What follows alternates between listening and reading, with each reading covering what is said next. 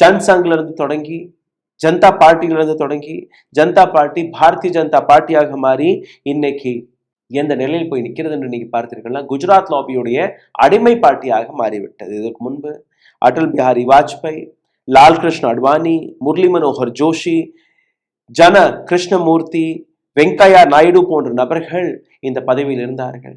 ராஜ்நாத் சிங், நிதின் கட்கரி, அனைத்து நபர்களுமே RSS வழியாக தான் வந்தார்கள். இன்னும் சொல்ல போனால் நரேந்திர மோடி, அமித்ஷா இவர்களும் RSS வழியாக தான் பிஜேபிக்குள் நுழைந்தார்கள்.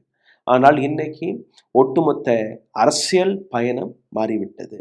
எப்படின்னு நீங்க பாருங்க, இந்த படங்களை நீங்க கொஞ்சம் பார்க்க வேண்டும். ஒரு பக்கம் JP நட்டா, இன்னொரு பக்கம் ஹோம் மினிஸ்டர் அமித்ஷா. இந்த இரண்டு நபர்களுக்கு நடுவே நிற்கக்கூடிய நபர் தான் பிஜேபிக்கு கிடைத்த புதிய பிரசிடென்ட். இந்த புதிய பிரசிடென்ட்டை எப்படி வரவேற்றார்கள், எப்படி அந்த பெயர் வெளியில் வந்தது, அனைத்தையுமே நீங்க பார்க்கும்போது RSS உடைய போக்கஸ் என்ன? கட்சி நீங்க நடத்தி கொள்ளுங்கள், ஆனால் கட்சி பொறுப்பில் இருக்கக்கூடிய பெரிய பொறுப்பில் இருக்கக்கூடிய நபர்கள் எங்களுடைய ஆட்களாக இருக்க வேண்டும், அப்போதான் நாங்க சப்போர்ட் கொடுப்போம் என்று. அதே நிலையில்தான் லால்கிருஷ்ண அட்வானி இருந்தார். அதே நிலையில்தான் முரளி மனோகர் ஜோஷி, நிதின் கட்கரி, ராஜ்நாத் சிங் இருந்தார். ஆனால் இன்னைக்கு என்ன நடக்கிறது? ஸ்வீட்ஸ்களை பரமாறக்கூடிய வேலை மட்டும்தான் பார்க்கிறார்கள்.